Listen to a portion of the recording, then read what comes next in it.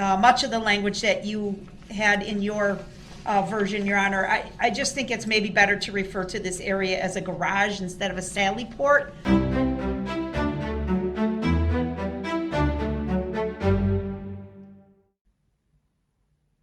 So this is actually a very important part of the trial.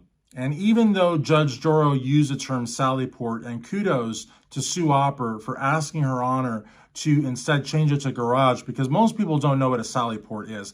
I didn't know what a sally port was. Maybe you do. I don't know.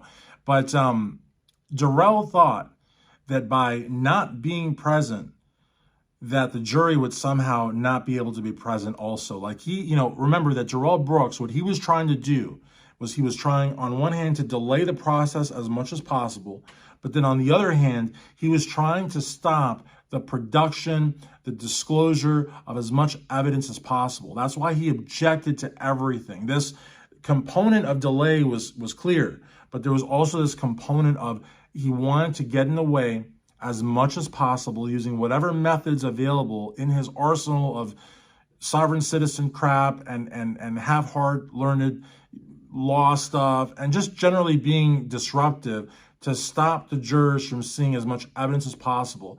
And so he thought that if he didn't give written consent or waived written consent to be present when the jury was to see the SUV in the garage, not the sally port, same thing, but nobody says sally port, that he could have prevented the jurors from seeing it. And Judge Darrell said, listen, number one, I don't need your consent at this point in writing. I don't need your waiver. And the jury's going to see it. No matter what, the jury's going to see it. Now, you don't have to be there if you don't want to be there, but the jury's going to see it.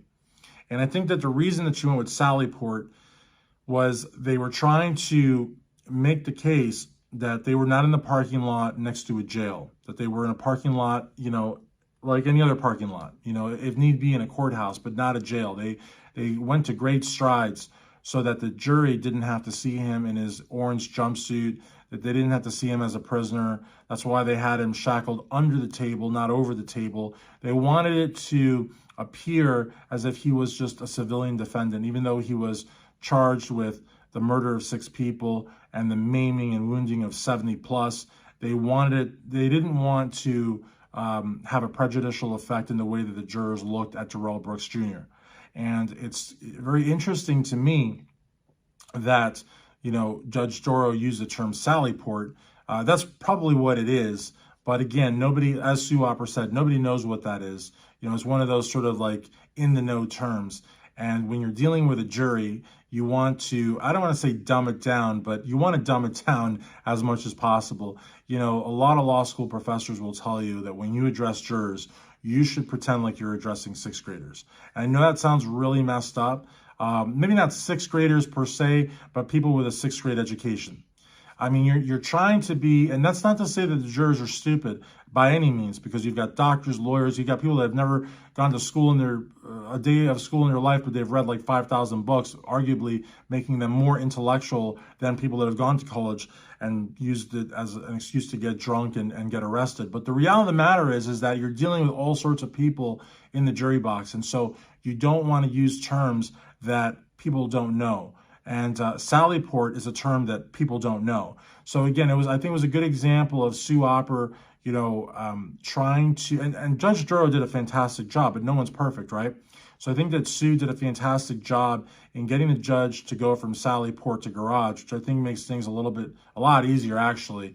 But I also think it's really crazy that Darrell thought that if he didn't waive consent, that somehow that was going to prevent the jurors from seeing the SUV, the damage on the SUV. I mean, because that's pretty telling, and study the vehicle, all around. I mean, the jury would not be able to come to a proper verdict if they didn't have an ability to see all of the evidence.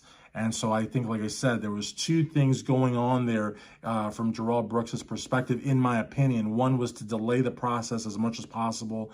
And I think that he thought that when he went from having a defense counsel to doing it pro se or pro pauper, however he wants to call it, that would have given him another month or 2 to prepare, and it didn't. And he was really upset about that.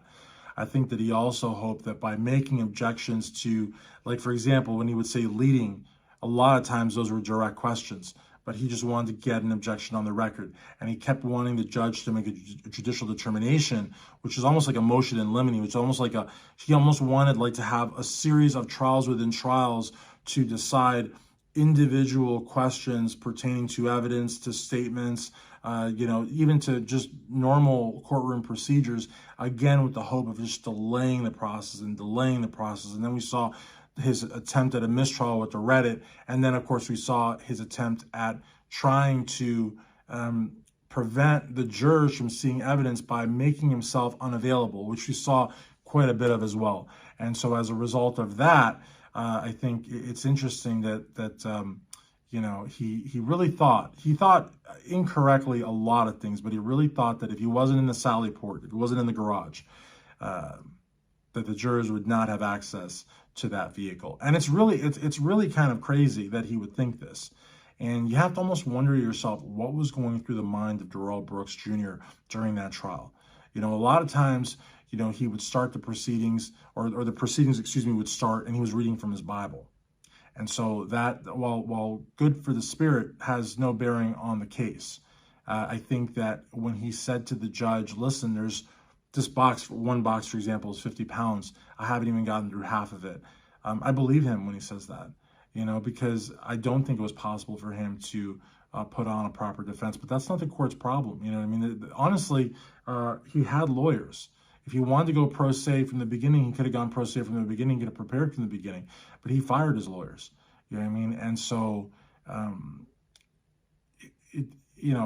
again, I don't feel, if he was, for example, if he was an attorney and he took over his case and he asked the court in good faith for another month or two so that he could study the case and prepare, I think that would have been more reasonable. But here's a guy who never went to college. Here's a guy who may or may not have finished high school. Here's a guy who has not applied himself into, educationally, who never took the system seriously, whose behavior was very, very telling. I don't think that if he would have been given a month or two, that it would have made any difference in his preparations for the case. In other words, giving him another month or two to prepare would have only delayed the process. He would not have mounted a better defense. He would not have been able to have learned the law, civil procedure, criminal procedure, the rules of evidence. He wouldn't have been able to learn all of that in a month or two. So I think that that's why they didn't give him more time than what he said that he got. Plus, most of the questions, I've heard people say that he did a really good job with some of the questions. Most of the questions, if not all the questions that he read, were prepared by prior counsel. He did not write those questions. So again, and the ones that he did, I think are pretty obvious because they're so ridiculous. I'm not saying that he's stupid. He's definitely not stupid. He's a master manipulator. He's a sociopath. He's not stupid, but he's not a lawyer. He doesn't understand the law. And he used a lot of sovereign citizen crap that I think he's probably kicking himself over now, thinking that he was setting it up for a perfect appeal. In reality, what he was doing was anything but that. His appeals lawyers are probably, distraught and besides themselves because he literally sabotaged any chance that he had an appeal, not to mention the fact he wouldn't have prevailed anyways because he's as guilty as sin. But it's just interesting, I wanted to make the video, not so much about the term Sally Port, but Sally Port, garage, whatever.